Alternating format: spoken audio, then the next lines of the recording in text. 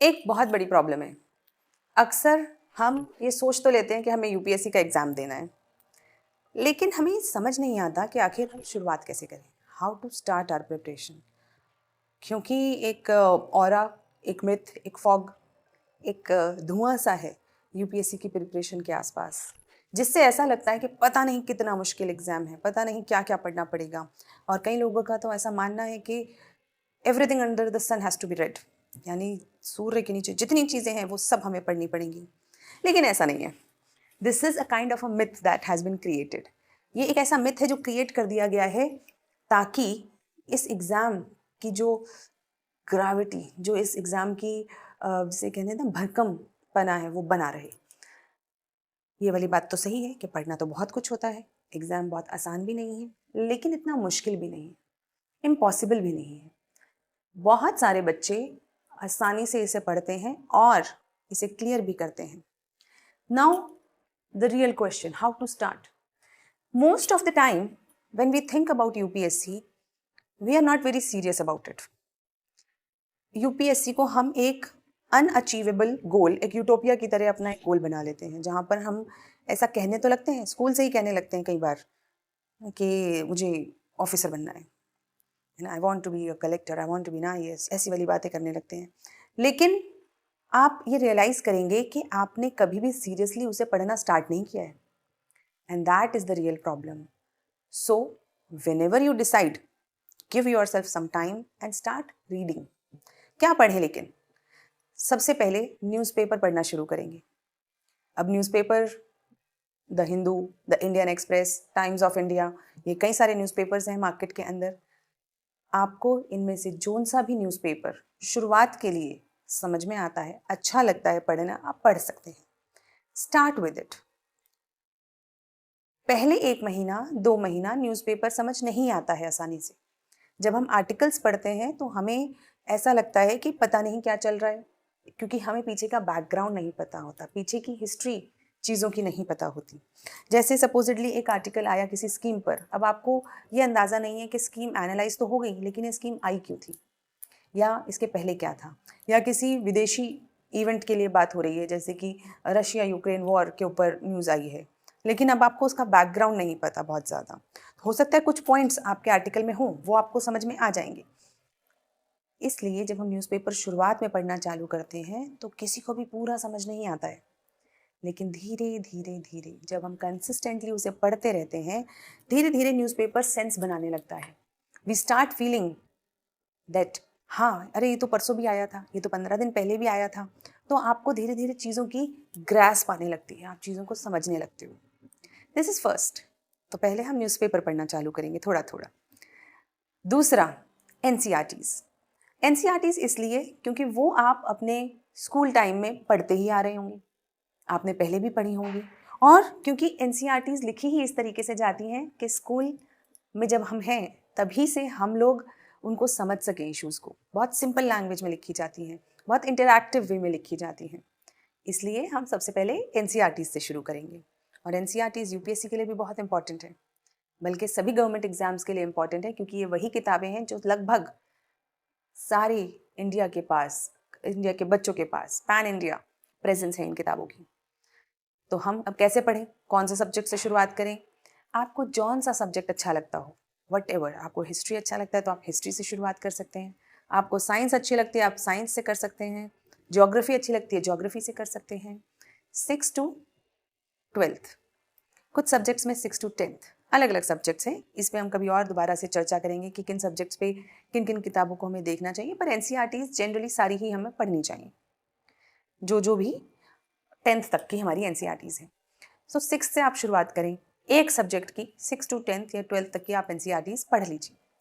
और उसके बाद एनसीईआरटी बेस्ड क्वेश्चंस मार्केट में मिलते हैं, बहुत सारी वेबसाइट्स पे भी रहते हैं, तथास्तु की ऐप पर भी बहुत सारे ऐसे PYQs हैं जो एनसीईआरटी बेस्ड है। तो आप वहाँ से जाके उन्हें प्रैक्टिस कर सकते हैं। यू कैन सी कि किस तरीके से हमारी, क्या आपने जो एनसीईआरटी पढ़ी उससे आप क्वेश्चंस कर पा रहे हैं या नहीं कर पा रहे हैं। कई बार ऐसा होता है कि हम पढ़ते हैं तो हम उन पॉइंट्स पे ध्यान नहीं देते जिन पॉइंट्स पे क्वेश्चंस बनता है। तो इसीलिए आप पहले क्वेश्चंस करके देखिए, फिर दोबारा आइए, दोबारा से एक बार पढ़ के देखिए कि क्या उन पॉइंट्स के ऊपर मेरा फोकस था, नहीं था तो दोबारा पढ़िए। और एक बार जब आप एनसीईआरटीज़ पढ़ लेंगे, आपको कॉन्फिडेंस आ जाएगा कि हाँ, अगर मैं पढ़ लेता हूँ या लेती हूँ, उसके बाद मैं एमसीक्यू क्वेश्चंस कर लेती हूँ, then we will move on to the standard books. There are different ways. अगर आपको लगता है कि मुझे कॉन्सेप्ट समझने के लिए, मुझे अपने शेड्यूल को मैनेज करने के लिए टीचर्स मेंटर्स की ज़रूरत है, तो आप इंस्टीट्यूट ज्वाइन कर सकते हैं। वहाँ पे आपको क्लासेस मिलती हैं, प्रॉपर टीचर्स मिलते हैं, तो आपका शेड्यूल स्ट्रीमलाइन हो जाता है। आपका एक डिसिप्लिन आ जाता है आपकी प्रिपरेशन के अंदर, क्योंकि आपने बहुत सारा काम आउटसोर्स कर दिया। समझाने का, पढ़ाने का, डाउट क्लियरेंस का, मेंटरिंग का, शेड्यूल बनाने का, ये सब काम आपने आउटसोर्स कर दिया बस। लेकिन फिर भी पढ़ना तो आपको ही पड़ेगा। आपको ही क्लासेस अटेंड करके अपने नोट्स बना के एमसीक्यूज करने होंगे। So you should be having that discipline in your mind that if I have to do it, then I must follow the rigor, the process of it. तो उसकी process को आप फॉलो कर सकते हैं। अगर आप सेल्फ स्टडी करना चाहते हैं तो आपके लिए डिसिप्लिन मेंटेन करना बहुत ज़्यादा ज़रूरी है, ज़रूरत से भी ज़्यादा ज़रूरी है, क्योंकि डेली एक एक छोटा छोटा टॉपिक उठा के उसे ख़त्म करना और टाइमली ख़त्म करना बहुत ज़रूरी है।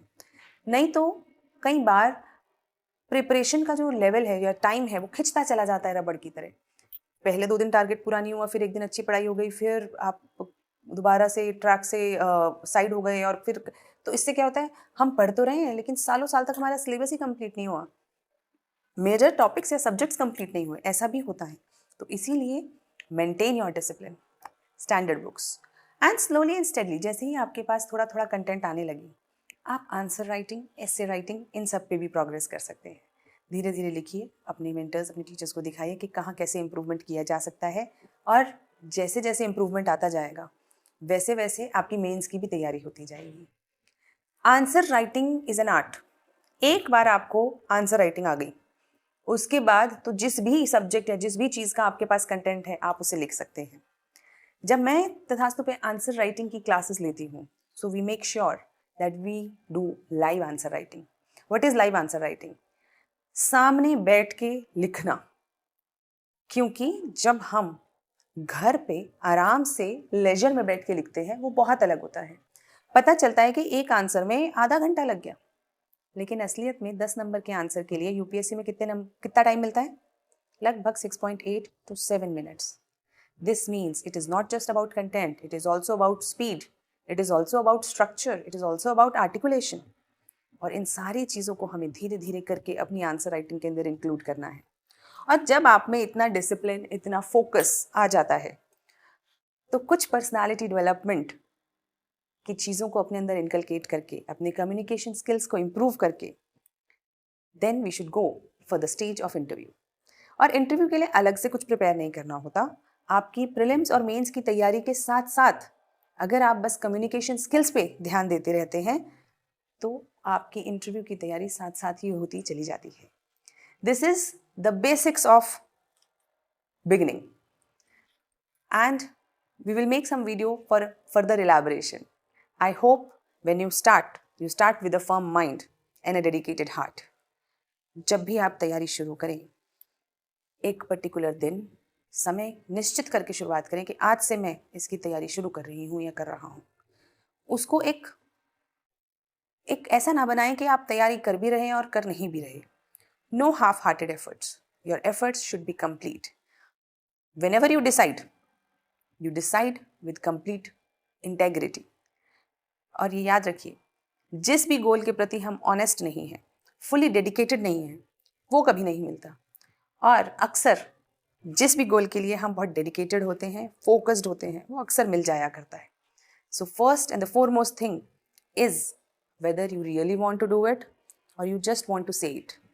सिर्फ कहने से काम नहीं बनता, करना पड़ता है। एक पुरानी कहावत है जिस पे मैं बहुत विश्वास करती हूँ, अपने मरे बिना स्वर्ग नहीं मिलता। यानी कि अगर आपको कुछ चाहिए, then you will have to work on it yourself.